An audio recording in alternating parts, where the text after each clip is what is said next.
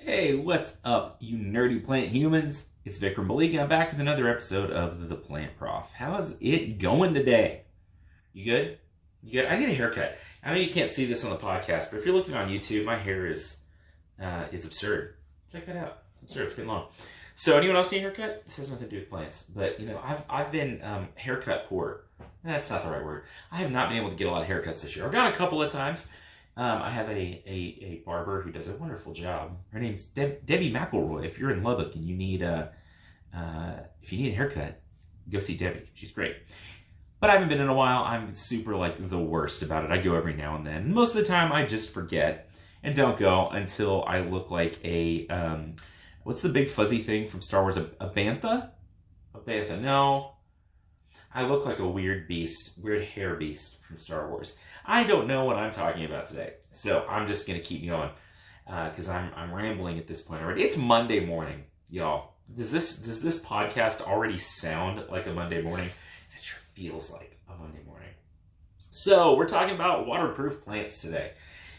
I got tagged in a video on Twitter from Reddit, a video shared from Reddit to Twitter by my buddy Stephen Morris. So Stephen, by the way, is the host of the Persuade You podcast, which you should be listening to. He likes a lot of things, and he researches a lot of things. And then he tells you, human, why you should like those things too. So you should go check it out. Persuade You is a great show.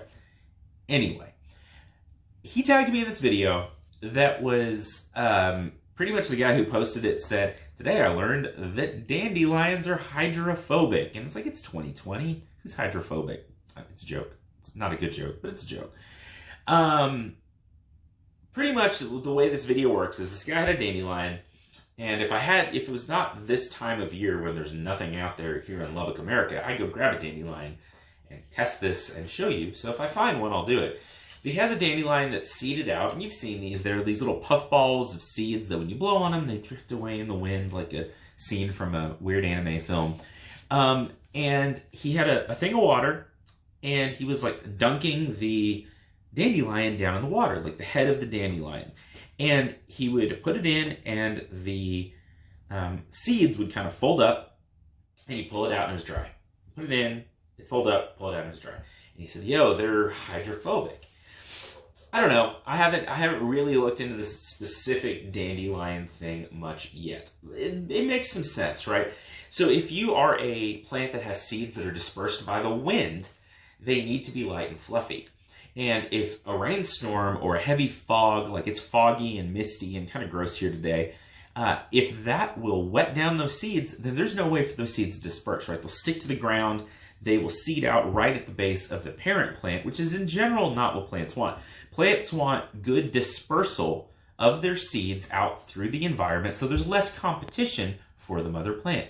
And for the other plants around them. It gives that next generation of plants, as well as the current generation of plants, the best, chance at long-term survival and carrying on the genetic line.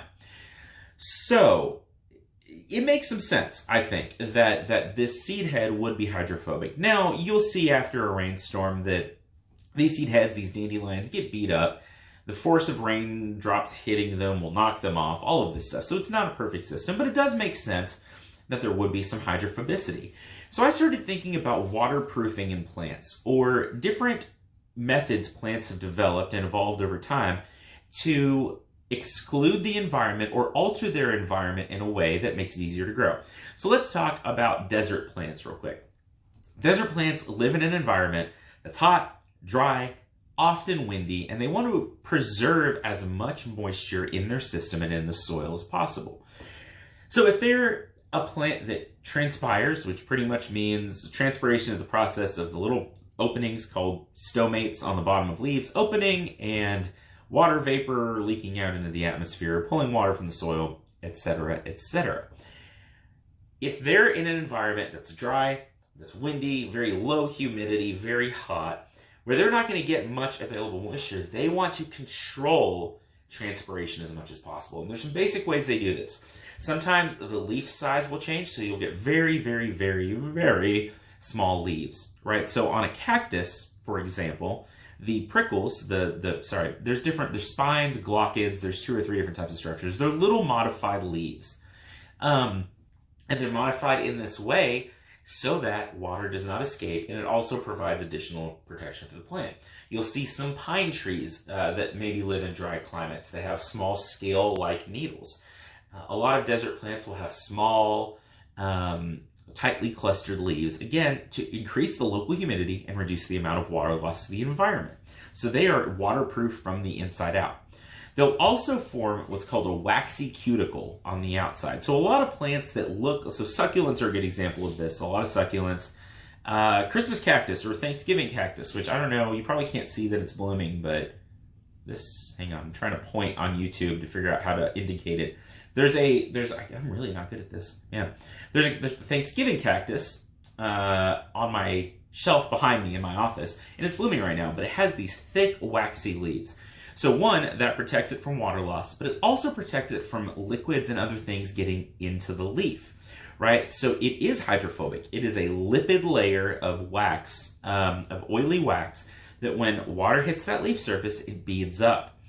So plants don't take water in through the leaves. They take water in through the roots. And they don't necessarily want things getting in through the leaf, because the kinds of things that get in with water into the leaf are often bacteria, fungi, or viruses that can cause damage to the plant. Also, sometimes insects and some other stuff. There's other issues there.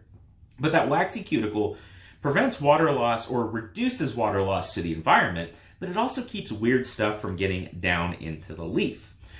You'll also see plants that have what are called trichomes, which are little leaf hairs on them that creates that serves a similar purpose. These leaf hairs are also generally hydrophobic from the outside, but from the inside, as that water vapor is released through the stomata, it gets trapped in that layer of hairs. So it creates what's called a boundary layer of humid air that creates a boundary between the leaf and the environment. It regulates water loss and it keeps things from getting in.